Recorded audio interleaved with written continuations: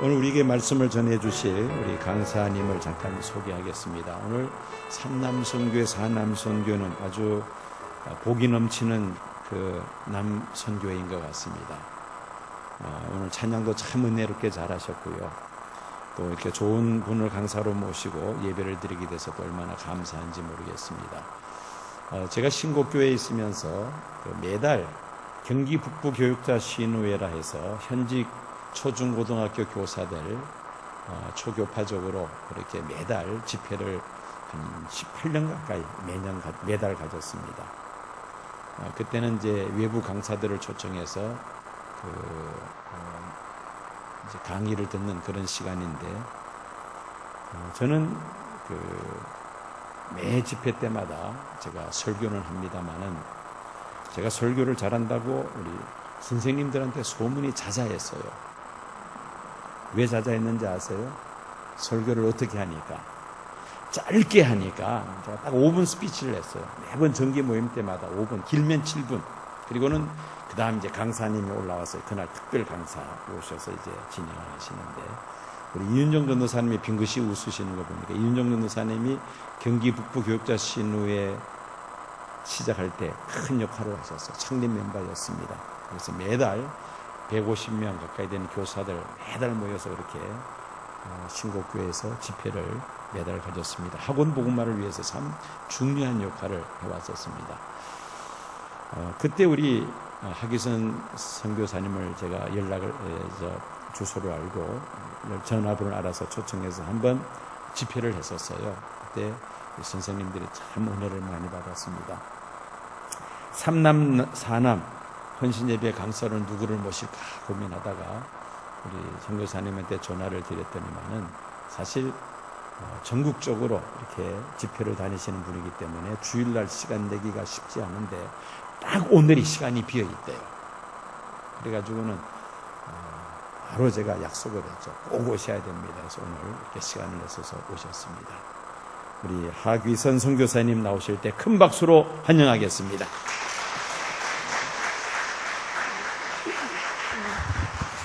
네, 할렐루야, 반갑습니다. 목사님께서 3남전도에 4남전도에 참 복받은 전도에다 귀한 강사님을 막 모시고 막 이렇게 소개를 해주셔가지고 아마 몸둘 바를 모르겠습니다. 근데 우리 최 목사님은 거짓말은 안 하시는 분이시기 때문에 제가 좋은 강사가 되리라는 기대를 가지고 있었습니다. 요즘 시대가 여러분 그죠? 자판기에서 음료수 선택해서 먹는 것처럼 버튼 하나만 누르면 전 세계, 스마트폰 버튼 하나만 누르면 전 세계 유명한 강사들 간증, 강의, 세미나 다 들을 수 있는 그런 홍수 시대에 살고 있어요. 근데 저는 유명하지도 않고 또 성공하지도 못했고 건강하지도 않은데 저를 이렇게 귀한 자리에 초대해 주신 정말 영웅이 영웅을 알아보는데 여기 참 시원교회 귀한 자리 불러주셔서 감사합니다. 오늘 목사님께 소개받은 저는 세계터미널 선교회에서 사역하고 있고요. 제 이름은 하나님이 주신 귀한 선물 하귀선입니다. 어떠세요? 이름이 참 예쁘죠? 별로 안 예쁩니까? 제가 이름을 이렇게 소개를 하면 이 서울의 강남이나 이런 곳에 사시는 분들은요, 제가 하나님이 주신 귀한 선물 하기선입니다 이러면 어쩌면 그렇게 얼굴하고 이름하고 똑같느냐 그러면서 박수도 치시고 막 그렇게 하시던데 감사합니다. 고맙습니다. 옆구리 찔러서 절 받는 것 같습니다. 그렇게 말씀을 하시면서도 이름의 뜻이 너무 예쁘니까 혹시 그 이름 그 가명이 아니냐고 집회하러 다니려고 일부러 지은 이름이 아닌가 궁금해하시고 물어보는 분들이 많으세요. 여러분도 하나님이 주신 귀한 선물, 저렇게 예쁜 이름이 가명일까 본명일까 좀 궁금하시죠? 제가 원래 다른 데 갔으면 이런 얘기를 잘 안 해드립니다. 하기야 매번 하긴 합니다만은 제가 솔직하게 알려드리겠습니다. 사실은 제 이름이 본명입니다. 제가 이렇게 집회하러 다니기 전에는요, 누가 이름을 물어오면 어떻게 하면 이름을 기억에 남게 설명을 할까 고민을 하다가 한문으로 제 이름을 풀이해드렸어요. 제 이름을 한문으로 풀이하면 물학자, 기알기자, 신선선자를 써서 물속에 사는 신선과 같이 귀한 사람이라는 그런 뜻이 되거든요. 근데 가만히 말해놓고 보니까 이 물속에 사는 신선이 물귀신밖에 없는 거예요. 그래서 이건 이름의 뜻이 안 좋다고 제가 고민을 하고 있었는데 하나님께서 이 사역을 시작하게 되면서 하나님이 주신 귀한 선물로 제 이름의 뜻까지 바꾸어 주셨습니다. 여러분, 우리가 성경 말씀을 읽다 보면 참으로 많은 믿음의 선진들이요, 하나님을 만나기 전과 또 하나님 만나고 난 후에 그 이름의 뜻이 바뀌어지고 그 바뀌어진 이름대로 거듭게 인생을 살아가는 것을 우리가 말씀을 통하여 읽게 되는데요. 저와 여러분들도 하나님이 우리에게 주신 각자 가진 그 멋진 이름의 값을 하면서 그렇게 살았으면 좋겠습니다. 예.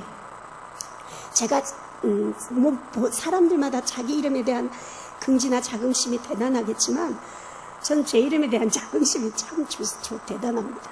한 번은 제가 잘 아는 사모님이 개척교회 사모님이 계시는데 아들이 하나 있는데요.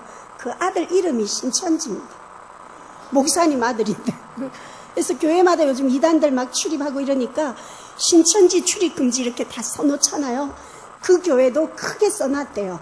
그러니까 주일학교 학생들이 이단 이런 거 잘 모르니까 하루는 사모님한테 달려와서 물어보더래요. 근데 왜 천지영아 교회 출입 금지예요? 막 이렇게 물어보더래요. 그러니까 목사님이 아들이 이름 때문에 놀림을 당하고 그러니까 속이 상하셨든지 하루는 강단에 쓰셔서 그러셨대요. 신천지 이놈들, 내가 신천지 앱이다. 막 그러면서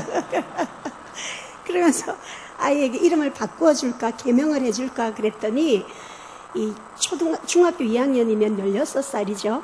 그러니까 16살짜리 중학생이 아빠 목사님에게 그러더래요. 아빠, 나는 이게 몇 년 전 얘기인데 나는 신천지라는 이름으로 10년을 살아왔고 16년을 살아왔고 이단 신천지 이제 10년 됐는데 원조가 이름 바꾸는 게 어디냐고, 이단은 곧 없어질 거니까 걱정하지 말라고 그러면서 아빠를 위로했다는 얘기를 제가 전해 듣고 칭찬해 줬습니다. 여러분, 하나님이요, 인간을 창조는 하나님이 하셨어요. 그죠? 근데 창조된 피조물에게 이름을 붙이는 건 인간에게 허락하셔서 사람이 창조 사역에 동참할 수 있도록 하나님이 우리를 그렇게 대접해 주셨어요. 여러분의 부모님들이 그리고 또 여러분들이 자녀들에게 정말 아름다운 그런 이름의 뜻대로 정말 멋지게 사는 인생을 살기를 소원하는 그 소원을 담아서 여러분의 이름이 또 지어졌을 텐데, 우리가 사실 교회 생활 오래 하다 보면 집사님, 권사님, 장로님 이렇게 호칭으로 불리다 보면 자기 이름 잊고 살 때가 참 많아요. 그렇죠? 오늘 잠깐 동안 옆 사람에게 내 이름이 누군데 이런 뜻이다. 그러니까 내가 이제부터 이름값 하고 산다. 한번 옆 사람에게 인사하고 소개하고 이제 시작하도록 하겠습니다.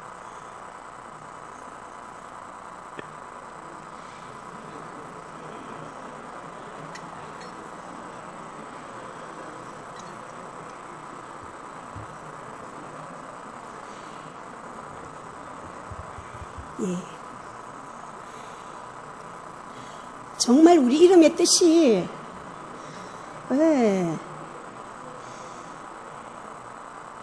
좋은 이름의 뜻을 갖고 사는데 그 이름을 자꾸만 우리 그 정체성을 우리가 잊어버리고 산단 말이에요.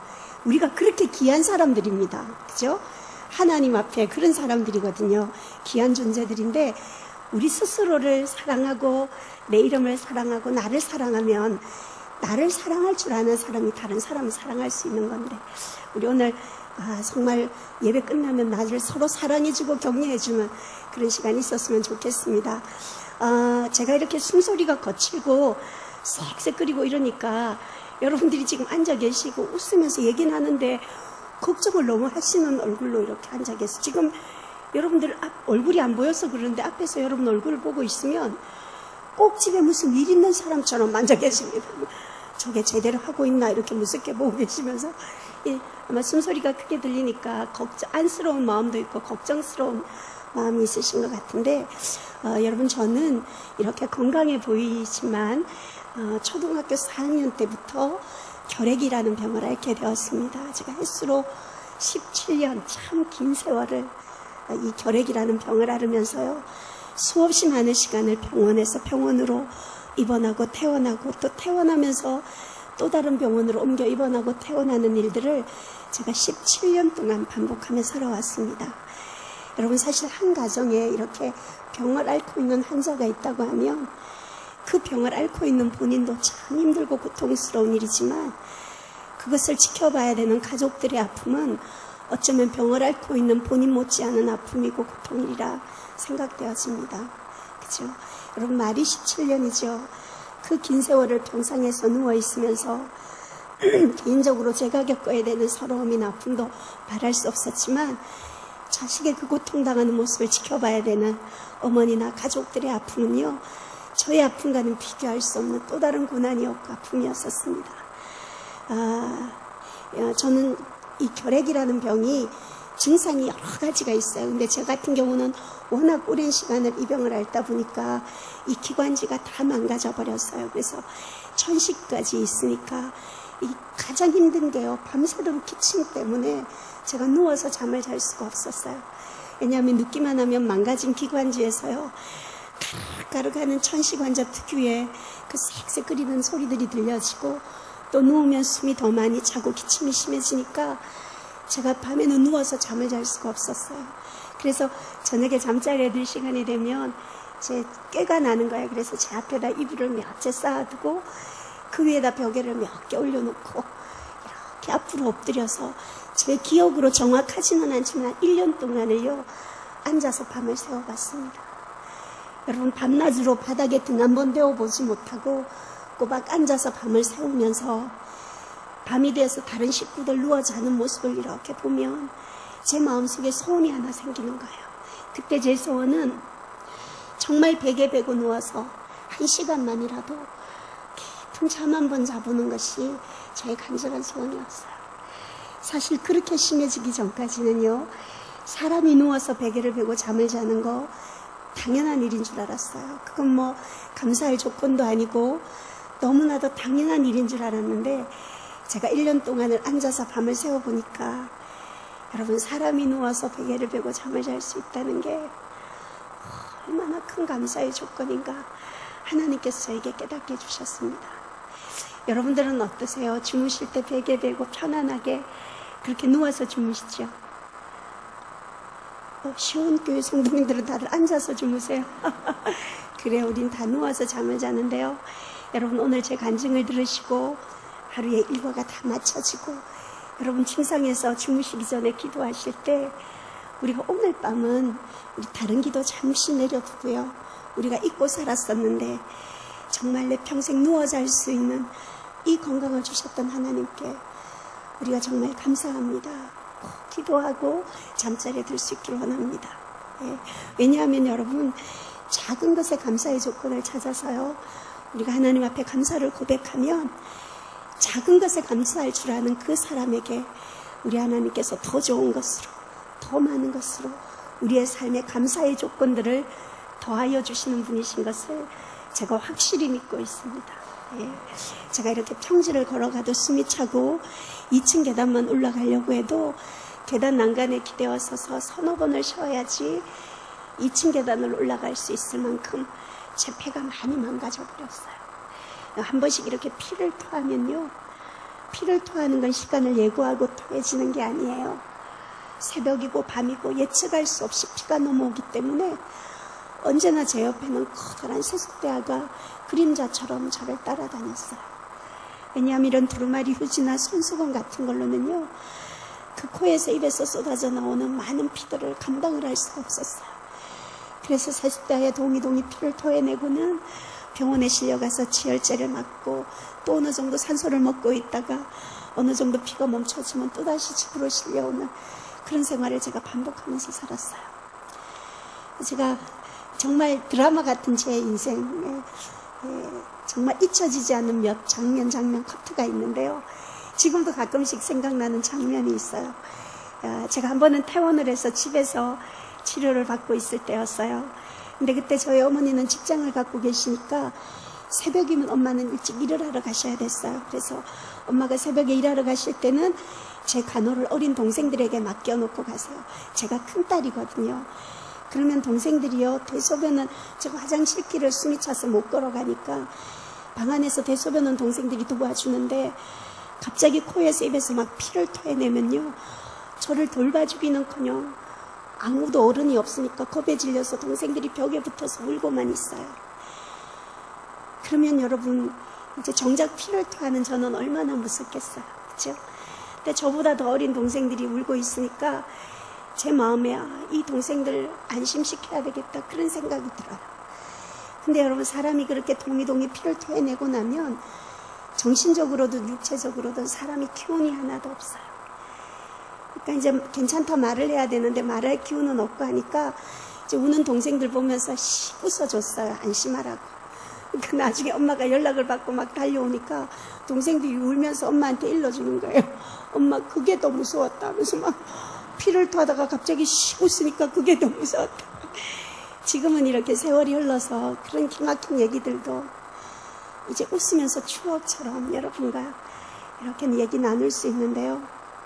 정말 그때는요, 하루하루가 기막힌 시간들이었어요. 정말 절망적인 시간들이었죠. 그러다가 한 번은 엄마도 일하러 가시고 동생들은 다 학교에 가고, 저는 초등학교 4학년 때부터 정상적으로 학교를 별로 공부를 해본 적이, 학교를 다녀본 기억이 없어요. 늘 휴학을 하고 집안에 격리되어져서 생활을 하고 병원에 입원해 있었기 때문에 학교를 다닐 수가 없었어요. 그날도 이제 동생들 학교 가고 저 혼자 방에 있는데요. 갑자기 목에서 피비린내가 올라오면서 피가 확 토해지는데, 엄마가 일하러 가시기 전에 요강도 준비해 놓으시고 세숫대야도 혹시 모르니까 다 옆에 손만 넣으면 이렇게 되면 움직일 수 있는 거리에 다 준비해 놓고 가시고 있어요. 근데 그날은요, 얼마나 많은 피가 토해지는지 바로 옆에 있는 세숫대야를 가져다 놓을 겨를도 없이 그렇게 방바닥에 막 피를 토하기 시작했어요. 그 조그마한 방 안이 피로 엉겨내지도록 피를 토해놓고 아무도 없는데, 제가 토해놓은 피를 보고 제가 놀라서 기절을 했어요. 근데 의식을 잃었는데 같이 새들을 사시는 아주머니들이 그 집에 피비린내가 나니까 방문을 열어보셨다가 그 119 구급차를 불러서 저를 태워다가 대학병원 응급실에다 실어다 주셨어요. 자, 그곳에 병원에 가서 너무 많이 피를 토했으니까 몸에 피가 모자라서 다른 사람의 피를 수혈받느라고요, 커다란 수혈바늘을 꽂고, 또 숨이 너무 많이 차니까 산소를 꽂고 그렇게 누워 있었어요. 꼼짝할 수 없으니까 누운 채로 침대 위에서 대소변도 다 받아내야 되는데, 사실 제가 여러분 그때 몸무게가요 30kg도 나가지 않는 정말 뼈밖에 없는 해골 같은 몸을 가지고 있었어요. 그러니까 의사 선생님이 연락을 받고 막 달려온 저희 엄마가 들어오니까 엄마를 불러서 제 상태를 보호자에게 설명을 하시더라고요.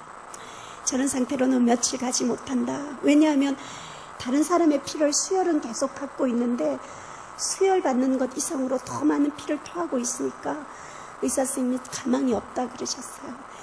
그러니까 진짜 자식이 며칠 못 살 거라는 얘기를 듣고, 여러분 어느 부모가 그게 믿어지겠어요? 받아들이지 않더래요. 근데 저희 엄마가 중환자실에 와서 이렇게 저를 보니까 정말 뼈밖에 없는 해골 같은 몸을 가지고 산소를 꽂고 피를 토하고 있는데, 자기 자식인데도 엄마가 봐도 살아날 가망성이 없어 보이시더래요. 그래서 저희 어머니도 저를 이제 살아난다는 거 포기하시고 제가 죽는 날을 기다리고 계셨어요. 준비하고 이제 관까지 다 준비해 놓으셨대요. 근데 여러분, 사람의 생명은 우리 하나님 손에 있어요. 그죠?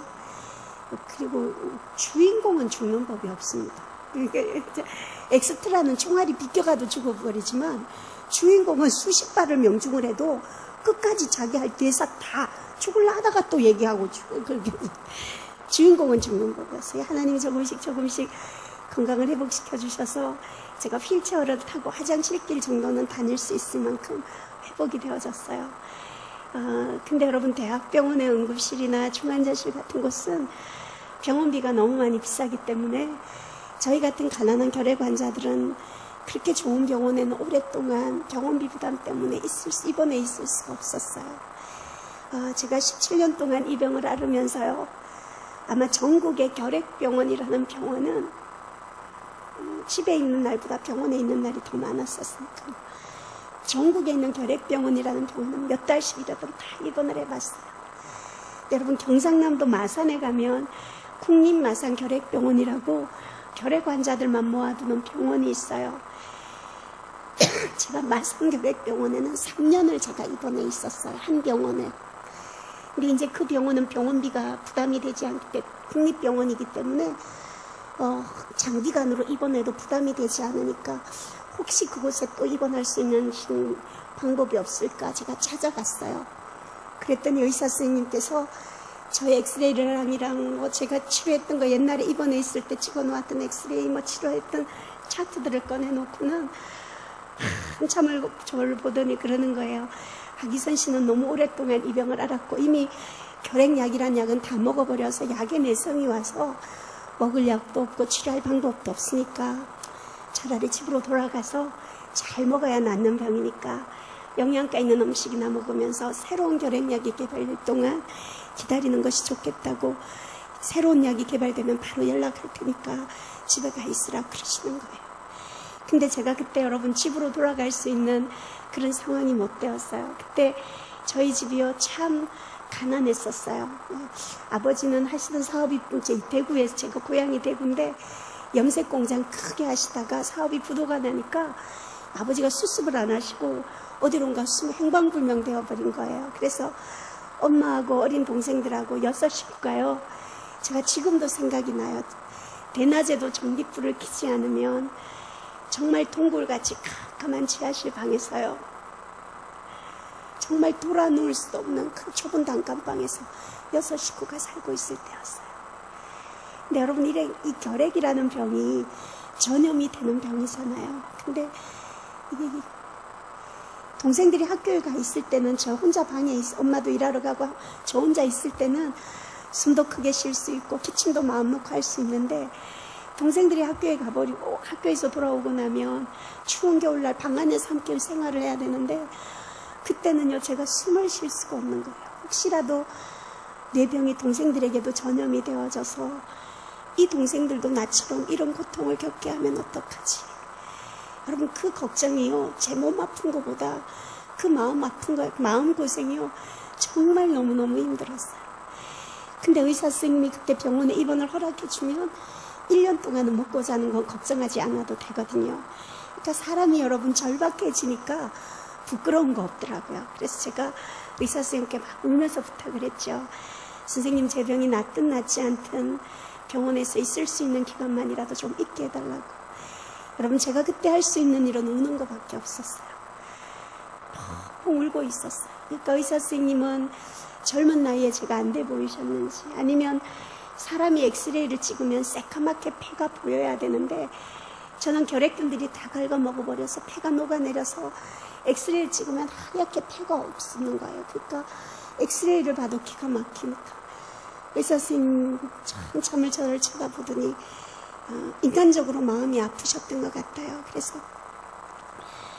그러면 다시 한번 치료를 해보자. 그런데 효과는 기대할 수 없으니까 각오는 하고 있으라고 그렇게 말씀하시면서 선생님이 병원에 있는 것을 허락해 주셨어요. 여러분, 일단 1년 동안은 먹고 자는 문제는 해결되니까요, 하나님이 그 피할 길을 주신 하나님, 선생님하고 면담을 마치고 나서 전 너무너무 감사했어요. 사실 먹을 약도 없고 치료할 방법도 없어서 얼마 살지 못할 거라는 그 사건을 보면 눈물 나고 하나님이 원망스러울 수 있는데, 저는 그걸 바라보지 않았어요. 그 절박한 상황 속에서도 내가 하나님 앞에 감사할 수 있는 것, 피할 길 주신 그 하나님, 그것에 감사의 조건을 찾았어요. 그래서 병실에 돌아가지 않고 병원 안에 있는 교회를 찾아갔어요. 여러분, 저는 어릴 때부터 신앙생활을 해왔기 때문에 정말 힘들고 어려울 때 엎드려서 기도해야 되는 건 교회라는 걸 알고 있었어요. 그래서 병실에서 교회까지 가는 거리가 아마 우리 할머니, 할아버지 걸음걸이로라도 2, 3분이면 가는 몇 발 안 되는 짧은 거리였는데요. 전 그때 숨이 너무 많이 차니까 몇 걸음 걷다가 주저앉아서 쉬고 또 몇 걸음 걷다가 피를 토해내면서 가야 해서 20분이 훨씬 넘게 걸려서 교회를 그렇게 어렵게 도착을 했어요. 이 교회 바닥이 이렇게 신발을 신고 오는 바닥이 아니라 그 마산결핵병원의 교회는 차가운 마루 바닥이거든요. 환자들이 하나하나 나무를 맞춰서 치는 그런 눈물 나는 교회예요. 근데 그 차가운 마루 바닥에 그날 엎드려서 제가 그날 참 많이 울었어요. 울다가 지칠 만큼 울고 나니까 죽음이 현실인 거잖아요. 그죠? 근데 이게 죽음이 참 이상하더라고요. 여러분, 다른 사람이 죽을 병에 걸렸다고 하면 없던 믿음도 갑자기 막 생기고, 그죠? 막 그 사람 찾아가서 위로해주고 권면하고 하나님 살아계신데 기도하자 그러고 막 이렇게 되는데, 이 믿음이, 이 죽음이 자기 문제가 되어서 자기 앞에 현실로 다가오니까, 여러분은 어떤지 모르겠어요. 저는 그때 너무너무 무서웠어요, 죽음이. 지금은 죽음이 끝이 아니라 새로운 시작이라는 거 알고 있지만, 그때는 그 당시는 너무너무 죽음이 두려웠어요. 그래서 제가 그 죽음 앞에서 하나님 앞에 이렇게 기도했어요. 하나님, 사람이 죽으면 분명히 천국과 지옥이 있다고 말씀하셨죠. 그렇지만 저는 그 많은 사람들이 만나보았다는 주님, 음성을 들어보았다는 예수님을 전 한 번도 만나보지도 음성을 들어보지도 못했습니다. 하나님, 저를 한 번만 만나주신다면 제가 죽음의 두려움 같은 건 잊어버리고 정말 천국에 대한 확신과 하늘나라에 대한 소망을 가지고 저의 남은 삶을 살겠습니다. 정말 하나님이 살아계시다면 저를 딱 한 번만, 하나님 저를 딱 한 번만 만나주세요. 제가 그 기도의 제목을 가지고 하나님 한번 만나보겠다는 마음의 소원을 가지고 그럼 하나님을 만나려면 어떻게 하나님을 만날 수 있을까 기도하다가 제가 그 다음 날부터 새벽 기도를 시작했어요. 여러분, 저희 같은 결핵 환자들은요, 새벽만 되면 숨이 더 많이 차고 조금만 찬바람을 맞아도 기침이 심해지는데, 병원에 입원해 있는 환자의 몸으로 또 새벽 기도를 작성한다는 건 힘든 일이었어요. 근데 그때는 제 믿음으로 했던 게 아니고, 돌아보면 정말 절박했던 저의 상황을 아시고 저를 감동시키셔서 우리 주님이 저와 함께 그 기도의 자리로 몰아가셨던 것 같아요. 그래서 하루도 빠지지 않고요, 새벽 제단에 엎드려 하나님 한번 만나보겠다는 그 마음의 소원을 가지고 그 해골 같은 몸을 가지고 피를 토하면서 새벽 기도를 시작했어요. 그렇게 새벽 기도를 시작한 지 한 달쯤 되어지던 날이었어요. 그날도 여느 날처럼 교회 오면, 여러분 새벽 기도 오면 기도하는 자리 정해져 있잖아요. 그죠? 새벽 기도 안 오십니까? 정해져 있잖아요. 언제나 하는 그 자리에 엎드려서 하나님 나 한번 만나달라고 눈물로 기도하고 있는데, 여러분 무서운 목소리도 아니고 혼내는 목소리도 아니고요, 너무나도 따뜻한 음성으로 너는 보는 거로 믿느냐, 보지 않고 믿는 자가 복되도다, 우리 주님이 제게 말씀해 주셨어요. 그 기도 시간, 여러분 사실 저는 하나님께서 저에게는 좀 특별한 응답을 해주기를 기대하고 있었어요. 예를 들면 하나님이 꿈속에 하얀 옷을 입으시고 짠하고 나타나셔서 내다 이렇게 딱 음성을 들려주시거나 천국과 지옥을 보여주시거나 하는 아주 특별한 응답을 원했는데, 하나님은 너무나도 평범한 말씀으로 너는 보는 거로 믿느냐, 보지 않고 믿는 자가 복되도다. 여러분, 제 그 순간에요, 놀라운 사실을 깨닫게 되었어요. 우리가 바람이 어디서 와서 어디로 가는지 우리 눈에 보이지 않아서 볼 수 없지만, 우리가 시원한 것으로 바람의 존재 알 수 있는 것처럼 우리 주님 내 눈에 보이지 않아서 내가 볼 수 없고 만질 수는 없어도 언제나 우리 주님은 늘 변함없이 늘 평안함으로 내 안에 늘 나와 함께하고 계신다는 사실을 깨닫게 하셨습니다. 저는 제가 아파하고 힘들어할 때 그 고난 속에서 저 혼자 울고 있는 줄 알았는데, 우리 주님은 제가 아파할 때 저보다 더 많이 아파하시고, 제가 힘들어서 통곡하고 있을 때 우리 주님은 저보다 더 많이 안타까워하시면서도 너무나도 저를 사랑하셔서, 여러분 제가 건강했다면 하나님 떠나 살 사람이라는 거 너무나도 잘 아시고, 그 17년이라는 긴 세월을 질병으로 연단하고 징계하시면서 어긋난 세상의 길로 나가지 못하도록 우리 주님 곁에 꼭 붙들어 두셨다는 사실을 깨닫게 하셨습니다. 예, 감사합니다.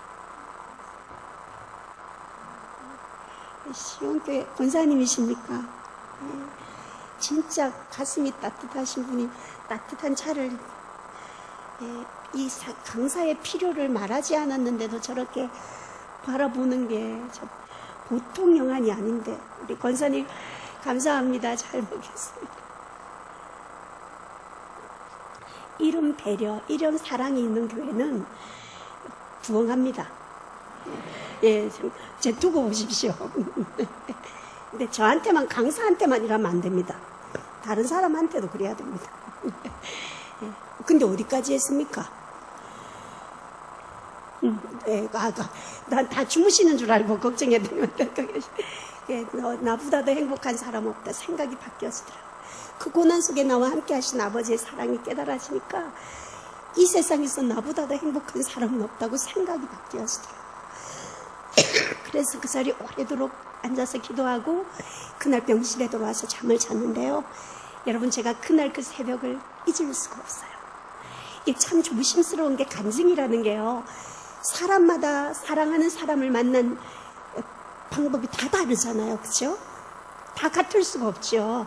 주님을 만나는 것도 마찬가지인 것 같아요.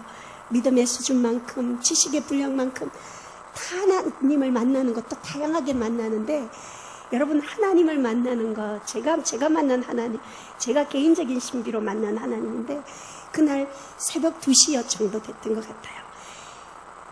다른 환자들 다 자고 있는 그 새벽에 사람이 어떻게, 여러분, 그런 색깔을 설명할 수가 없어요. 파랗다, 그렇게밖에 말을 설명할 수가 없어요. 너무나도 파란 하늘에서 우리 예수님이 직접 못 박혀 돌아가셨던 그 커다란 나무 십자가가 정면으로 그 하늘에서 제 가슴에 꼽히는 꿈을 꾸게 하셨어요. 제가 깜짝 일어나서 혼자 그 새벽에 침상에서요, 얼마나 많이 숨죽여 울었는지 몰라요. 여러분, 그때 우는 눈물은요, 서러워서 신세 한탄이 나는 그런 예전에 흘리던 눈물하고는 차원이 다른 눈물이에요. 고난을 주셨던, 질병을 허락하셨던, 정말 그럴 수밖에 없었던 나를 사랑하셨던 아버지의 마음 내가 이해하게 되니까 내가 비로소 하나님의 것으로 온전히 인쳐졌다는 사실에 너무너무 감사하고 행복했어요. 여러분, 하나님의 사랑을 깨닫고 은혜를 받게 되면, 은혜 받은 사람요, 하나님 만난 사람은 앉아서 신세 한탄이 나고 환경 나무래고 울지 않아요. 나도 누군가에게 내가 받은 하나님의 사랑, 내가 만난 하나님 전해주고 싶다는 마음이 들었어요. 사실 제가 이 결핵계에 17년간 몸담고 있다 보니까 제가 그래도 결핵계에서는 거성입니다. 결핵계에서 하기선해가 모르면 그 사람 간첩이에요. 그렇게 유명하다 보니까 많은 결핵 환자들이 제게 별명을 지어줬는데, 뭐라고 별명을 지어줬냐면 이병동 쌕쌕이라는 별명을 지어줬어요. 제가 입원해 있던 병동이 이병동이었어요. 근데 제가 숨을 쉴 때 쌕쌕 끓이고 다니니까, 사실은 마산결핵병원에 입원할 정도의 환자라면 그 사람들도 다 숨찬 환자들이거든요. 그 사람들이 저보고 이병동 쌕쌕이라고 하면서 위로를 받을 정도였으니 얼마나 숨이 찼겠어요. 근데 제가 비록 이병동 쌕쌕의 몸이지만 내 건강으로, 내 몸으로 할 수 있는 주의 일이 무엇일까 하나님 앞에 기도했어요. 근데 지금은 여러분, 제가 숨소리가 하나도 안 들리잖아요. 들립니까? 근데 지금도 이렇게 크게 들리고, 제가 이거 기관지 확정하는 거 3번이나 이렇게 뿌리고 왔는데요. 그때는 얼마나 숨이 찼겠어요. 가슴은 뜨겁고, 정말 주님 앞에 뭔가는 하고 싶고, 할 수 있는 건 없고, 정말 눈물로 하나님 내가 무슨 일을 할까요? 정말 내 마음으로, 내 생각으로 할 수 있는 일이 아니잖아요. 주님 앞에 주님이 응답하셔야 일을 할 수 있는데, 주님 제가 무슨 일을 할까요? 감동 달라고 열심히 기도했어요. 근데 한참을 기도하다가, 제가 혼자 기도하다가 얼마나 웃었는지 몰라요, 하루는. 왜냐하면 제가 기도하면서 제가 주님 무슨 일을 할까요? 기도하는데 제가 들어도 제 숨소리가, 기도하는 숨소리가 너무 크게 들리는 거예요. 그러니까 주님이 제 기도를 듣고 계실 텐데 색색 끓이면서 무슨 일을 할까요? 그러면 주님이 니는 그냥 쉬라 이러실 줄 알았어요. 근데 주님이 그러지 않으시고 저희 병실 바로 앞에 중환자 병실이 있었거든요.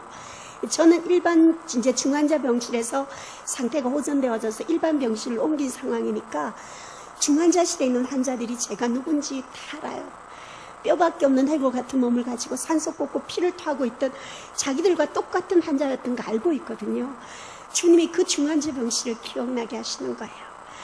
그래서 제가 그 중환자 병실에 가서요, 산소를 먹고 있는 환자들 산소도 조절해드리고, 제가 워낙 산소를 많이 먹어봤기 때문에 산소 조절하는 거 간호사들보다 더 잘하거든요.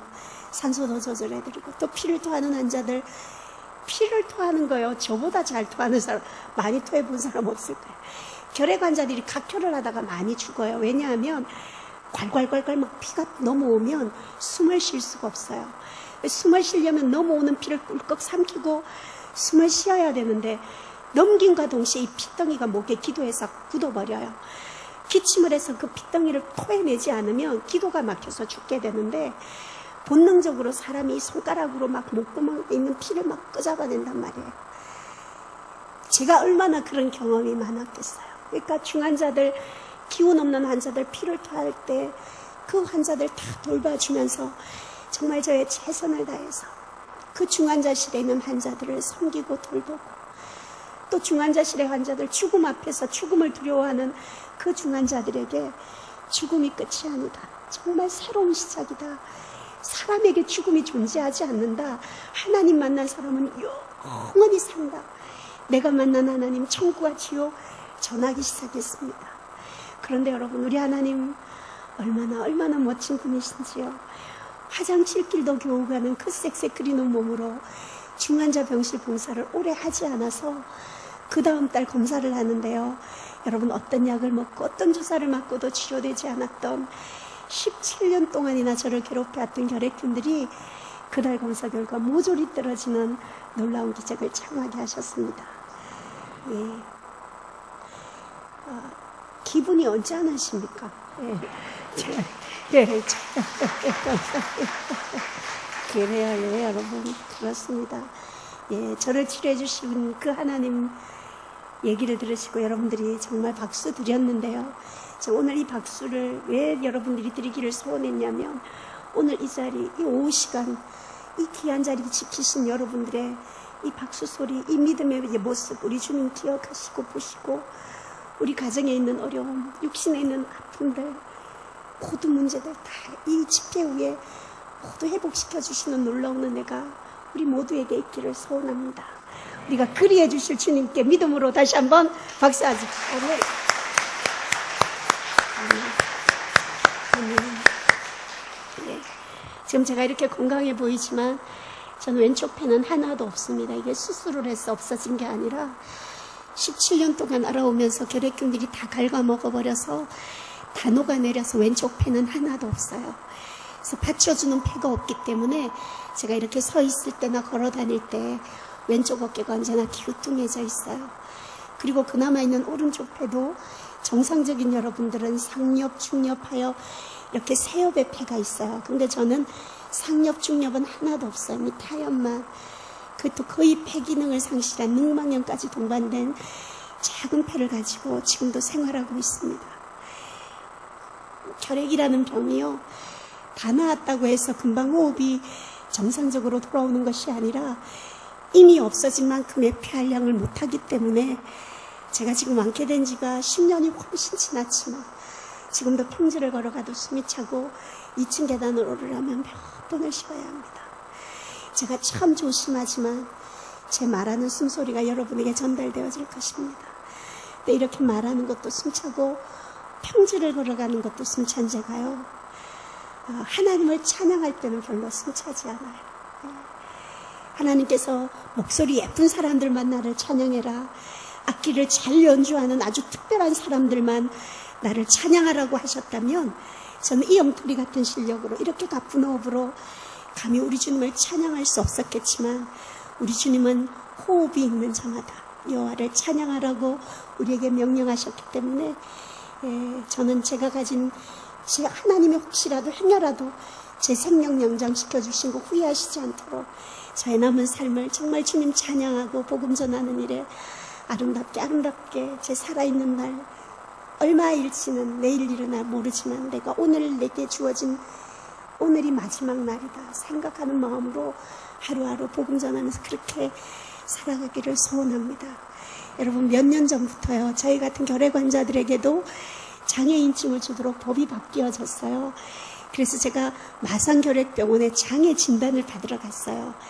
그랬더니 외래를 봐주신 의사 선생님이 자기들이 배운 의학으로는 설명이 안 되는 환자라는 거예요. 왜냐하면 자기가 의사 생활을 수십 년간 했고 결핵 환자들만 전문적으로 봐온 전문인데 의사 생활하면서 이렇게 조금 남은 폐를 가지고 살아있는 사람을 처음 본다는 거예요. 여러분, 제 말이 믿어지지 않으시면 그분이 마산결핵병원의 원장님이셨어요. 마산결핵병원에 114 전화하셔서 하귀선 이렇게 얘기하시면 제가 결핵계의 거성이기 때문에 상세하게 설명을 해주세요. 한 번은 부산에서 아주 큰 교회에서 간증을 해달라고 연락이 왔어요.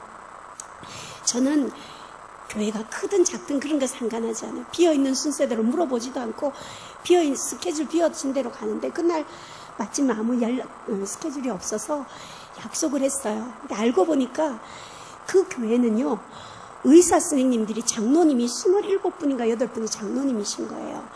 그래서 당회를 하시다가 이제 부목사님, 나중에 부목사님이 저한테 얘기를 해주셔서 저도 알았어요. 장로님이 이제 부목사님이랑 이렇게 당회를 하시면서 부목사님에게 이번에 헌신예배 강사가 누가 오냐 물어보셨대요. 그랬더니 이렇게 오랫동안 병상에 있다가 치료받고 이제 찬양하는 사역자가 온다고 그러니까 의사 장로님들이 그러셨대요. 아, 우리가 그래도 명색이 의사인데 환자 말만 들을 수 없다. 부산하고 마산은 가까우니까 그분을 치료했던 의사 선생님도 우리가 한번 섭외해 보겠다 그러셨던 거예요. 그러니까 이제 제가 간증하는 날이 되어서 교회를 또 갔더니 제 주치의가 거기 또 와 있는 거예요. 그래서 1부는 제가 간증을 하고 2부는 제 주치의가 이 환자가 지금 이런 상태인데 저러고 있다 하면서 그때 의사 선생님이 그러시더라고요. 하기선 씨는 치료 대상이 아니라 연구 대상이다 그러셨어요. 여러분, 이 결핵 환자들이 장애인증을 받으려면 까다로운 검사들을 많이 해야 돼요. 그래서 검사를 다 해놓고 오후에 결과가 나왔다고 해서 제가 의사실에 찾아갔더니 선생님이 자료를 보시면서 그러세요. 그 까다로운 보건복지부 규정대로 한다고 해도 저는 의학적으로는 1급 장애를 받을 수 있는 사람이래요.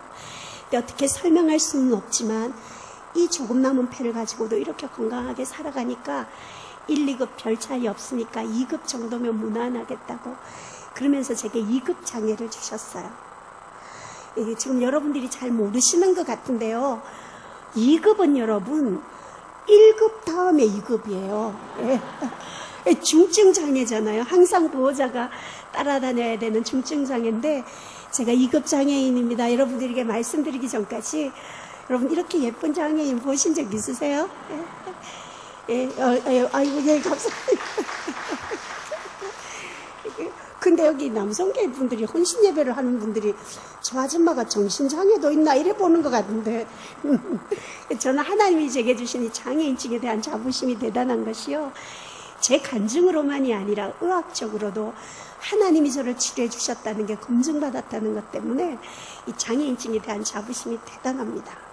그리고 이 장애인증이요, 우리끼리 얘기지만 이게 국가 공인 자격증이에요. 이게 혜택이 정말 많아요. 제가 제일 감사한 혜택이요, 장애인 주차 공간에 차를 주차할 수 있다는 게 정말 하나님 앞에 감사해요. 시간이 빨리 맞춰야 되나요? 여러분들 힘드십니까? 건강한 여러분들이 편안하게 앉아서 이렇게 간증을 듣는 것도 힘든데 혹 2급 장애인이 서서 이래 얘기를 하는데 제가 오래지 않게 빨리 간증을 하고 마무리하겠습니다. 제가 한 번은 토요일날 마트에 장을 보러 갔어요. 갔는데 주차장에 알바하는 총각이 있잖아요. 이 총각이 1층에만 차라고 지하로 내려가라는 거예요. 그 마트에는 1층에만 장애인 주차 공간이 있거든요. 그래서 제 차에는 노란색 휠체어가 그려진 장애인 표지가 있어요. 그래서 내가 장애인이라고 이러니까 표지를 이렇게 가리키니까 알바하는 총각이 저를 이렇게 잔을 이렇게 들여다보더라고요. 그래서 내가 이렇게 웃고 있으니까 고개를 갸우뚱하더니 막아놓은 깔때기를 치워주는 거예요. 그래서 이제 장애인 주차 공간에 차를 주차하고 내리려고 하는데 우연히 룸밀러로 뒤를 보게 됐어요. 근데 알바하는 총각이 어떤 장애인이 내리는 거 계속 쳐다보고 있는 거예요. 왜냐하면 제가 이제 그냥 차에 제가 그냥 내릴 수 없었던 게 제 차에는 룸밀러에 이제 십자가도 달려 있고 성경책도 딱 뒤에 있어가지고 분명히 젊은 총각이 봤을 때 내가 교회 다니는 사람, 예수 믿는다는 거 알 텐데 장애인 주차 공간에 차를 주차해 놓고 멀쩡하게 그냥 걸어 들어가 버리면 저 젊은 총각이 예수 믿는 사람의 도덕성에 대해서 또 얼마나 상처를 받고 한 영혼을 실족시키게 될 것 같은 거예요. 그렇다고 해서 그 멀리 있는 총각한테 더운데 쓱쓱거리면서 걸어가가지고 이 총각 내가 이래 건강해 보이지만 내가 사실은 17년 동안 폐병을 앓아가 요쪽 폐거고 이걸 또 얘기하자니 곤란하고 그래서 어떻게 할까 고민을 하는데 여러분 마트에서 그 장애인 주차 공간에서 마트 들어가는 입구까지는 거리가 짧잖아요. 그래서 내리는데 그 총각이 보길래 그냥 절고 들어갔어요. 그래가지고 그 안에 들어가가지고 혼자 그 코너 들어가서 정말 혼자 많이 웃었어요. 제가 주저앉아가지고 웃었어요. 그러니까 주님도 그날 진짜 많이 웃으셨을 거예요.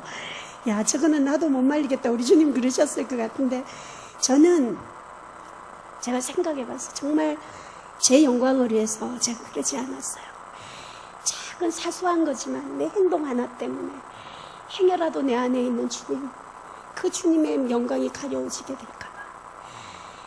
여러분, 하나님 앞에요 달라고 기도해도요 아무리 기도해도 하나님 앞에 응답 못 받는 사람 있고요, 달라고 해야 겨우 하나 응답 받는 사람 있고요, 주님 앞에 구하지도 않았는데 우리 주님 너무 필요하니 물어보는 사람이 있어요. 그 비결이 무엇일 것 같습니까? 제가 정답은 말씀드렸어요. 간증을 통해서. 여러분, 내 안에 있는 주님, 그분의 영광을 위해서 사는 사람은 하나님 그 사람 인생 책임져 주십니다. 우리의 삶은 하나도 변화되지 않고 기도한다고만 해서 기도의 자리에서 기도만 하고 있고 내 삶은 변화가 없다. 그런 사람의 기도를 주님이 과연 들어주실까? 저는 여러분들이 하나님께서 너무 필요하니 구하지도 않았는데 우리의 눈물을 보시고 우리의 수고를 보시고 우리 주님이 그렇게 물어보시는 주인공들이 여러분 모두가 되셨으면 참 좋겠습니다. 예, 그래서 주님이 이렇게 함께 해주셔서 여기까지 왔고요. 저는 30이 훨씬 넘었는데도 시집 오라는 사람이 없었어요. 노처녀였어요. 다른 사람들 노처녀는 시집 가는 거 보면 막 시집 가고 싶잖아요. 저도 억수로 시집이 가고 싶었어요. 그래서 근데 정말 하나님 앞에 기도하는데 정말 하나님이 좋은 신랑을 주셔가지고 믿음 좋은 신랑을 주셔서 이제 결혼을 해서 저희 남편이 정말 짧은 세상 하나님 앞에 한번 기억되어지는 삶을 살아보자 그렇게 금식하고 기도하다가 우리 주님 복음 전하는 일, 전도하는 일 가장 기뻐하신다 응답받고 목사 안수를 받아서 지금 세계터미널 선교회라고 이제 노방등에 전도하는 각 터미널에 호남성, 경부선, 영농성 이쪽에서 터미널에서 복음 전하는데요. 우리가 무리하게 말로만 전하는 전도가 아니라 우리의 삶으로 전하는 예수님, 몸으로 전하는 우리 안에 있는 고상한 예수님, 우리가 걸어다니는 성경책이 되어져서 한번 복음을 전해보자. 그래서 사모님들 전도하고 훈련시키고 그래서 지금 열심히 전도하는 사역을 감당하고 있습니다. 제가 이렇게 터미널에 전도를 하러 가면 전 남자분들의 전도가 참 잘 돼요. 그래서 제가 생각을 했어요. 하나님이 내게 미모를 주신 게 이때를 위함이구나 이러면서 제가 열심히 전도를 하는데 저희들은 이 교회 전도지하고는 조금 다르죠. 공공장소 터미널이라는 특수성이 있으니까 저희 전도지에는 전국의 고속버스 운항시간표가 전도지 안에 들어가 있어요. 그리고 좋은 글귀도 넣고 하나님의 말씀도 넣어서 전도하러 갈 때 제가 그러죠. 안녕하세요. 이거 고속버스 시간표인데요. 이 안에 보시면 천국 가는 시간표도 있어요. 제가 그러면서 전도지를 나누어 드리는데요. 제가 오전에 이게 사실은 이게 터미널 전도, 노방 전도라는 게 그렇습니다. 열매가 눈에 보이지 않는 사역이다 보니까 참 지칠 때가 많이 있어요. 근데 주님이 이 일을 얼마나 기뻐하신다는 그 위로와 격려를 제게 보내주신 사연이 있어서 제가 그 사연 잠깐 말씀드리고 간증 마무리하겠습니다. 제가 오전에 터미널에 전도를 하러 갔는데요. 호남선, 그 강남 고속버스 터미널 건너편에 그 호남선이 있거든요. 호남선에 전도를 하러 가는데 50대 후반 된 아저씨 한 분이요. 온 팔에 문신을 하고 자리에 앉아 계시는 거예요. 제가 오전에 전도를 하러 가면 좀 1대1 맨투맨으로 얘기를 좀 깊은 대화를 분주하지 않으니까 얘기를 나눌 수 있어서 오전에 가는데 그분에게 가려고 하다가 문신을 보고 얼굴을 보니까 도저히 저분은 전도가 안 될 것 같은 거예요.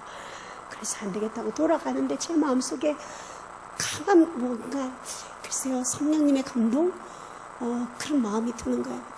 복음을 전해야겠다는 생각이 드는 거예요. 그래서 그 자리에 잠깐 기도를 하고 눈을 탁 감고 그 자리에 그분이 앉아 계시는데 의자 밑에 무릎을 꿇고 탁 앉았어요. 조용한 오전 시간에 터미널에 여자 하나가 앞에 왔는데 샥샥거리면서 무릎을 꿇고 앉으니까 이 아저씨가 깜짝 놀라는 거예요.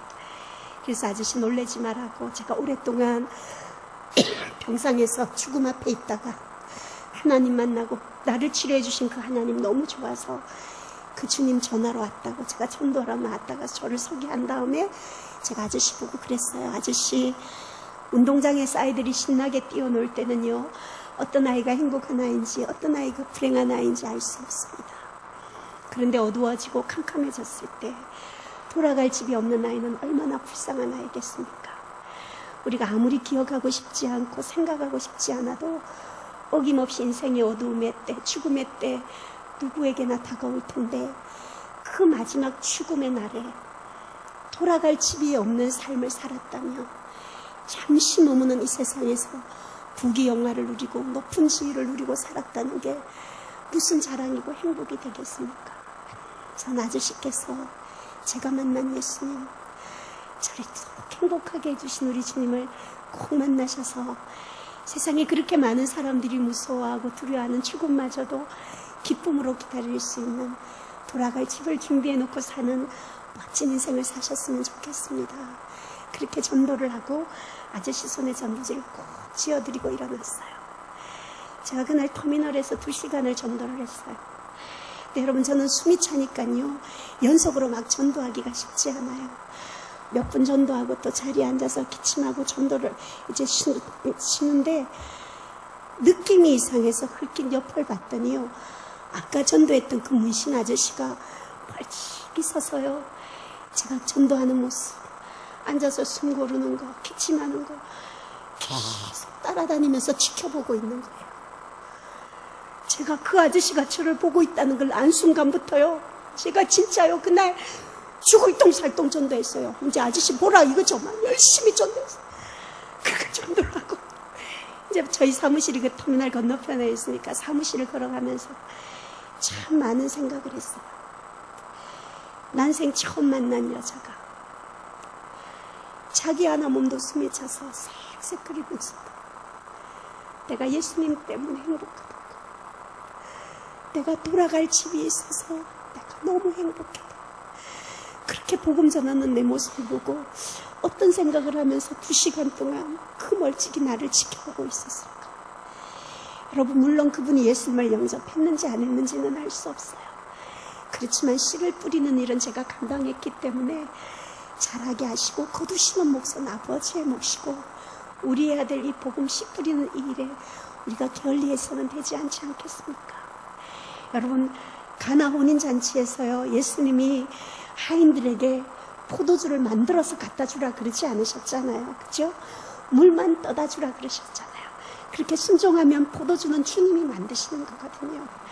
우리가 물 떠다 드리는 이 일에 우리가 10월 9일날 이 전도 축제를 앞두고 여러분들이 그렇게 씨 뿌리는 일, 물 떠다 주는 그 일에 순종하는 여러분의 삶이 되었으면 좋겠습니다. 여러분 예수 믿지 않는 사람들은요 우리처럼 교회에 와서 예수님을 예배를 드리지도 않아요. 그렇잖아요? 그렇다고 우리처럼 성경을 보지도 않아요. 요즘은요 예수 믿는 사람도 성경 안 보는데요. 저 안에 보석이 있대 말만 하고 열어보지 않는단 말이에요. 정말 우리가 스마트폰 보는 것만큼, 정말 그 스마트폰 가슴에 갖고 있는 것만큼 주님의 말씀을 사모한다면 우리의 삶이 진짜 이 땅이 변화될 텐데 하는 안타까움이 있죠.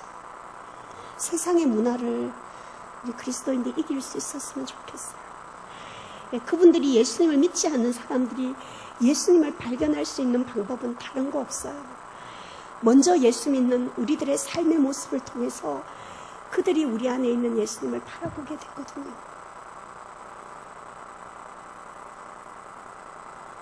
우리 얼굴이 바로 전도지락이잖아요. 그렇죠? 오늘 여러분 지금 이런 얼굴로 나가면 전도 아무도 안 됩니다. 항상 웃는 모습. 그렇게. 저는 이 남아있는 배가 워낙 작기 때문에 아이를 가질 수 없다는 그런 의사의 진단을 받았습니다. 제가 나이가 이제 50이 훨씬 넘었습니다. 이제 50 중반 이렇게. 그래 안 보이지? 네. 이제 나이가 이렇게 되니까 제 또래 사모님들이 다 자녀들 이제 결혼시킬 나이인 거예요. 그래서 어떨 때는 하루에 청첩장이요 6개도 들어올 때가 있어요. 그래서 제가 혼자 생각을 했어요. 내가 정치를 하면 법을 하나 바꿔야 되겠다. 자식 없는 사람한테는 청첩장 안 보내는 법 이런 거 하나 해야 되겠다. 제가 비록 육신의 자녀는 없지만 셀셀 끓이는 제 호흡으로도 이렇게 복음 전하는 이 일에 최선을 다하고 나를 통해서 때로는 내 약한 가시, 육체의 가시를 통해서 내 안에 있는 주님이 그들에게 더 절절히 와닿게 한다면 그렇습니다. 주님 제가 더 아파도 좋습니다. 그런 고백의 기도를 가끔씩 드릴 때가 있어요. 내 고난을 통해서 다른 사람이 내 속에 있는 주님을 보게 된다면 하나님 그렇게 저를 사용하셔도 제가 아주 감사합니다. 제가 늘 그렇게 기도하고 있습니다. 여러분 제가 행복해 보이지 않습니까? 그렇죠? 저는 여러분 참 많이 병원에 자주 입원을 하게 돼요. 얼마 전에는 제가 2달 동안, 1달 반, 2달 동안 병원에 입원했어요. 1년에 한 서너 번은 일주일, 2주 정도는 병원에 가서 산소를 꽂고 폐렴이 오니까요. 그래서 염증 때문에 항생제 5개, 6개 주사를 맞고 한 1주, 2주 있다가 퇴원을 하게 되는데 그걸 계속 반복을 1년에 서너 번은 반복을 하는데 이번에는 1달을 입원해 있는데도 이 산소가, 이 염증 수치가 내려가질 않는 거예요. 그런데 산소를 꽂고 있는데 입원한 지 1달 되어지던 날이었던 1달 정도 되어졌는데 새벽 2시에 호흡 곤란이 왔어요. 제가 산소를 간호사들보다 더 잘 조절한다 했잖아요. 산소를 최고로 높였는데도 이 숨이 차는 게요 견딜 수가 없는 거예요. 사람이 여러분 제일 고통스러운 게 뭐냐면 숨을 못 쉬는 게 진짜 고통스러워요. 얼굴이 퉁퉁 붓기 시작하면서 의식을 잃어가려고 하는데 병원의 의사들 다 올라와서 비상이 걸렸죠. 그러니까 산소를 아무리 높여도 호흡이 정상, 산소 수치가 움직임이 없으니까 산소를 떼내고 이상한 기계를 입에다 꼽더라고요. 근데 이산화탄소를 빼내고 고단위 산소를 집어넣어주는 기계를 꼽았는데 보통은 그 기계를 꼽으면 산소가 조금씩 올라가서 호흡이 정상적으로 돌아오는 기계예요. 근데 저는 얼마나 심했는지 그 기계를 꼽았는데도 산소 수치가 움직이질 않는 거예요. 그러니까 거의 의식을 잃고 정말 죽음보다 더한 고통 속에서 넘어가고 있는데 의사 선생님과 간호사가 나누는 얘기가 그 의식 가물가물한 제 귀에 들리는 거예요. 저 기계를 꼽았는데도 산소 수치가 정상으로 돌아오지 않으면 바로 중환자실에 옮겨서 인공호흡기를 꼽아야 된다는 얘기를 하는 거예요. 그 의식을 잃어가는 가운데 그 얘기를 들었는데요. 제가 참았던 눈물이 왈칵 쏟아지는 거예요. 그러면서 제가 하나님 앞에 기도해서 하나님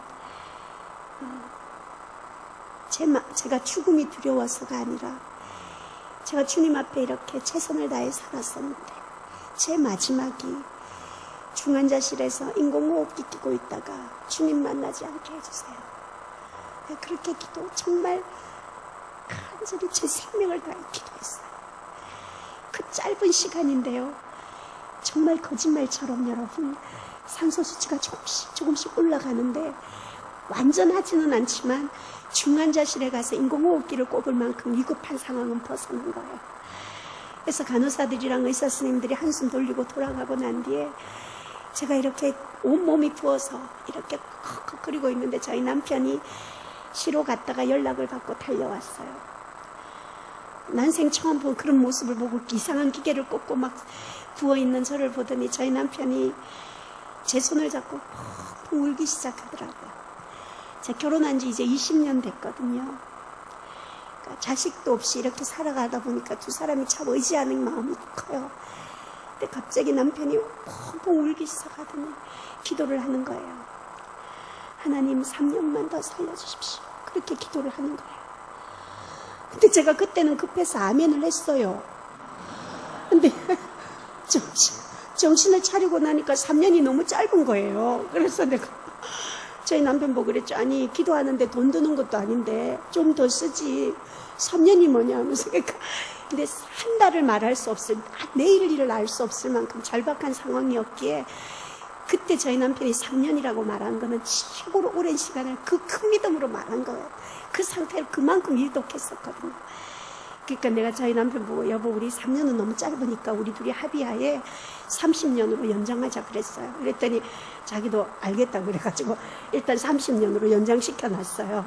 그래서 그렇게 병원을 지내다가 이제 퇴원을 하고, 근데 이 병원 이제 건강이 제가 육체 가시가 이게 하나님이 남겨두셔 놓으니까 이 삶의 질이 참 많이 계속 병원에 일주일 간격으로 입원 퇴원을 반복하더라고요. 지난번 메리스 때는요, 입원했는데 일주일 만에 제가 이렇게 일주일 만에 입원해 있는데 입원해 있는 날 바로 옆에 병실에서 환자가 한 명 죽었어요. 근데 여러분 병원에 입원해 있다가 옆에 환자들이 같이 지내던 환자가 죽으면 마음이 참 이상해져요. 그래서 그런가 보다 지내고 이제 일주일 만에 퇴원을 했는데 일주일 만에 또다시 제가 입원을 하러 가게 된 거예요. 근데 입원하는 날은 괜찮았는데 그날 밤부터 열이 나기 시작하는데 그때가 메리스가 한참 막 유행할 때였어요. 그 다음날 아침이 되니까 의사 7명이요 완전 무장을 하고 제 주위에 딱 둘러서더니 제가 메리스 고위험군인데 증상이 지금 딱 메리스 증상이기 때문에 우리 병원에서 당신을 격리시키기로 했다. 그러면서 저를 격리한 곳이 어디냐면 지난주에 입원했을 때 사람 죽었던 그 병실 있잖아요. 거기에 저를 격리시켜 놓은 거예요. 여러분 이게 믿음과 상관없이 모를 때는 괜찮은데요. 그 침대에 시체가 누웠다는 걸 알고 있는데 아무도 못 들어오고 격리되었어서 그곳에서 지내야 된다. 정말 눈물 나더라고요. 정말 많이. 요나가 진짜 물고기 뱃속에서 3일 있었던 것 같은 정말 눈물 나는 3일을 그곳에서 보내왔어요. 그리고 3일이 지나서 메리스가 아니라는 거 확진을 탁 받고 그 격리병실의 문이 열리면서 6인실로 입원을 하러 가는데요. 제가 신부 입장하듯이 제가 6인실에 입원을 했어요. 그러면서 제가 하나님 앞에 6인실에 있게 해주신 건강 주신 하나님 정말 감사했어요. 네. 여러분 격리병동에 3일 딱 입원해 있어 보면 6인실에 입원할 수 있는 건강이 얼마나 감사한지 그 감사가 저절로 되어지더라고요. 네. 그러다 보니까 여러분 전 늘 그런 인생을 그런 삶을 살다 보니까 늘 죽음을 준비하면서 살게 돼요. 여러분 죽음을 준비하면서 사는 사람은요 그다지 이 땅에 거 욕심나는 거 갖고 싶은 거 별로 없어요. 저는 늘 주님 앞에 오늘 밤이라도 주님이 내 생명도로 찾으시면 내가 주님을 만나게 되면 무슨 말을 해야 할까, 그것이 제 기도 제목이었어요. 저는 여러분 오늘 밤이라도 우리 주님이 저를 제 생명도로 찾으셔서 내가 그토록 사랑했던 그토록 사랑하는 우리 주님을 뵙게 된다면 저는 제일 첫 마디가 주님 감사합니다.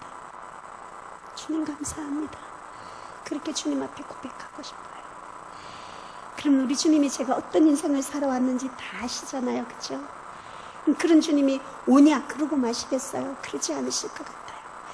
제가 초등학교 4학년 때부터 입양을 앓고 제가 성장하면서 어머니라고 불러야 됐던 새엄마들이 5분이나 되셨어요.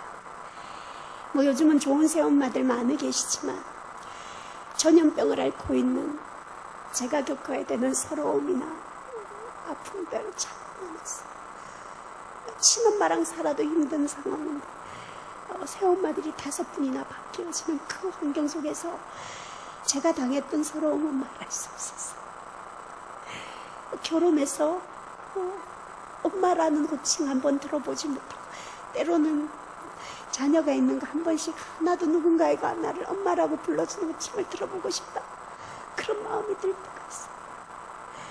친정어머니 시어머니 다 돌아가시고 나니까 내가 엄마라고 불러드릴 분도 안 계시고 나를 엄마라고 불러줄 사람도 없고 그런 인생을 살아왔는 걸 다 아시는 주님인데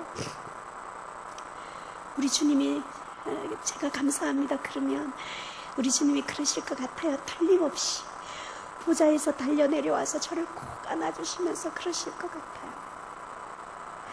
아니야 그렇게 힘들고 어려웠는데 잘 살아줘서 내가 너 때문에 더 고마웠다. 제가 우리 주님 앞에 꼭 칭찬받고 싶습니다.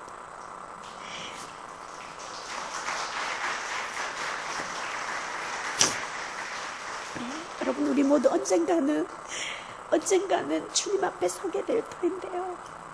여러분 며칠 가지 않는 사람의 칭찬 때문에 행복했다가 불행했다가 마음 상했고 그런 어린아이 같은 신앙이 아니라 아무도 알아주지 않아도 아무도 내 수고 알아주지 않아도 어느 날 우리 주님 앞에 섰을 때 내가 그때 너 때문에 너가 나 때문에 양보해주고 나 때문에 손해봐줘서 그때 잘 참아줘서 내가 정말 너 때문에 고마웠다. 여러분 우리 모두 그 칭찬 안 하면 족하지 않겠습니까?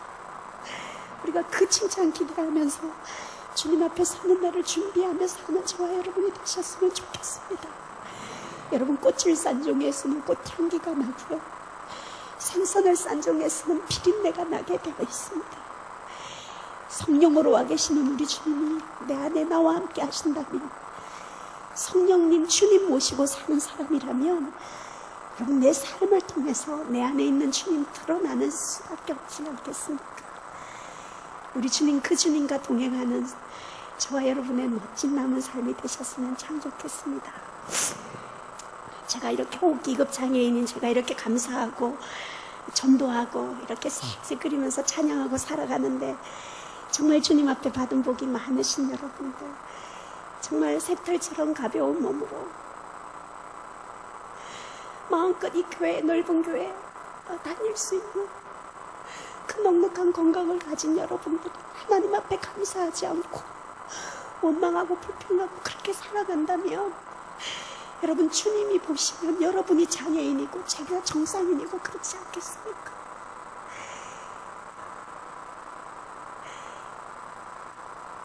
주님 사랑은 말로 하는 게 아니라 삶으로 우리가 보여드릴 수 있었으면 좋겠어요. 예, 고맙습니다. 제가 두서없이 이렇게 오랜 시간 죄송합니다. 친정엄마 여기 친정에 온 것 같아가지고요. 제가 이번에 시어머니 친정어머니 돌아가시고 2달 만에 또 시어머니 돌아가셨거든요. 저희 시어머니 평생을 교회에 권사님으로 사신 분이세요.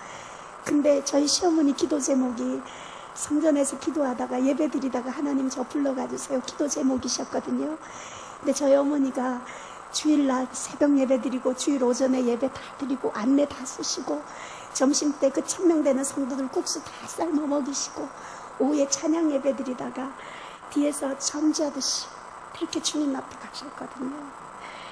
저희 어머니 30년 넘게 그 교회 헌신하신 권사님이 이제 매개청 멤버다 보니까 교회장으로 하셨는데요. 저희 어머니 장례 나가는 날 교회장으로 하는데 관뚜껑 다 성전에 들어와서 관뚜껑 다 열어놓고 연합성가대가 저희 친정어머니 시어머니 평소에 좋아하셨던 찬양 다 불러드리고 새벽인데 아침에 일찍인데도 성도들이 700명이요. 그 어머니 마지막 가는 거 관뚜껑 열어놓은 거 다 어머니 얼굴 만져보시고 마지막 작별 인사하시고 어머니가 일생 살아왔던 영상을 교회에서 만들으셨더라고요. 그렇게 다 보여드리는데 제가 유가족석에 앉아서 어머니 장례를 그렇게 보내면서 정말 세상에 어떤 재벌가의 며느리가 된 것도 평생 주님 사랑하시고 삶으로 보여주셨던 우리 어머니, 시어머니의 며느리가 된 거 하나님 너무너무 감사합니다. 제가 그러면서 어머니 마지막을 보내드렸어요. 우리 시온교회 성도님들 중에도 주님 앞에 그렇게 기억되어진 삶으로 마지막을 준비하고 그렇게 살아가시는 저희 시어머니 같은 죽음이 많이 있었으면 좋겠습니다. 예, 제가 오늘 창략 한 곡, 시간 없지만 찬양을 한 곡 준비했는데요. 한번 들어보고, 호흡기급 장애인이 부르는 찬양 한번 들어보고 싶지 않으세요? 7번 찬양 할 텐데요. 여러분 혹시 이제 내가 살아도라는 찬양 아시죠? 이 찬양이 지금은 수없이 많은 유명한 가수들이 많이 부르지만 20년 전에 제가 처음으로 집에서 불렀다는 거 여러분 모르셨죠? 네, 제가 불렀고 찬양하겠습니다.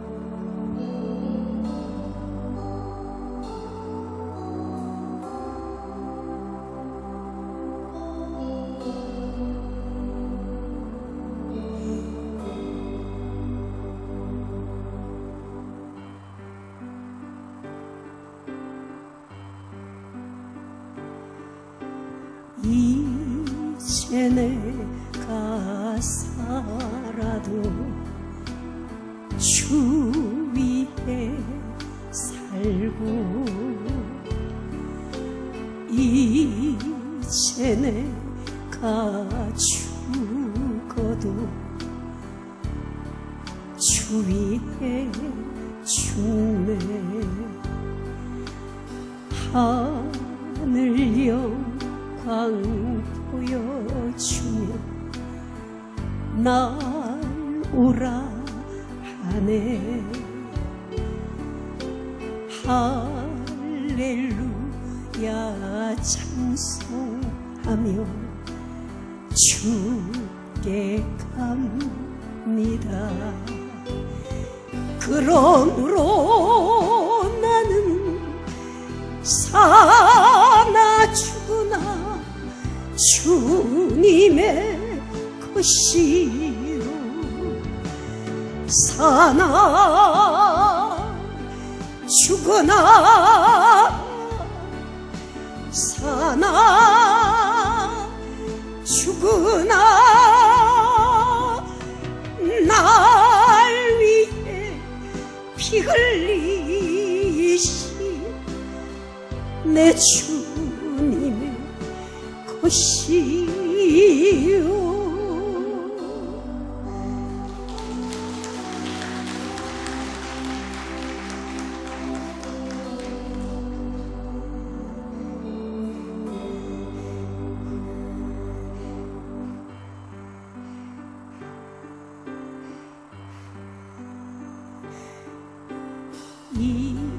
이제 내가 살아도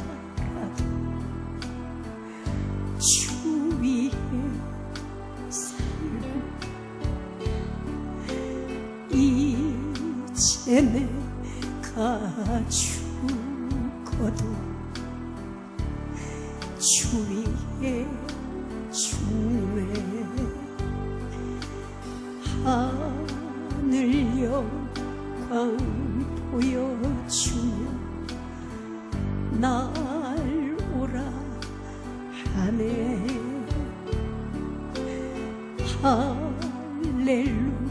할렐루야 찬송하며 주께 갑니다. 그러므로 나는 사나 죽으나 주님의 것이요. 사나 죽으나 사나 죽으나 날 위해 피 흘리신 내 주님의 것이요 그러므로 나는 사나 죽으나 주님의 것이요 사나 죽으나 사나 죽으나 날 위해 피 흘리신 내 주님의 것이요 날 위해 피 흘리신 내 주님의 것이요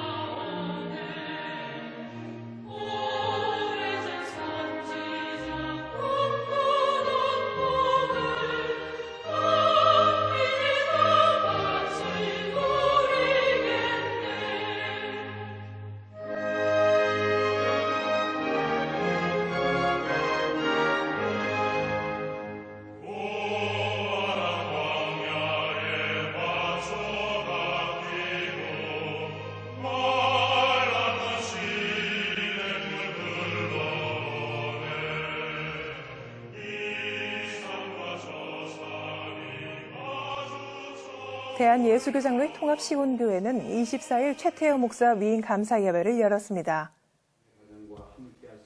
예배에서 예장통합 용촌노회 직전노회장 김성철 목사는 시온교회 성도들이 새로 위임하는 목사를 중심으로 사랑과 은혜가 넘치는 교회가 돼줄 것을 당부했습니다. 이어서 최태호 위임 목사는 고향과도 같은 시온교회에서 남은 목회를 마무리하게 됐다며 모든 성도들이 한마음으로 하나님께서 기뻐하시는 교회를 만들어가도록 헌신하며 섬기겠다고 전했습니다.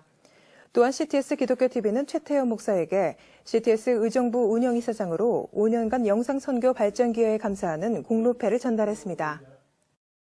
교회에 여러 가지 어려움들이 있습니다. 장로님들과 또 성도님들이 한마음이 되어서 교회를 다시 이렇게 세우는 일에 최선을 다하겠습니다.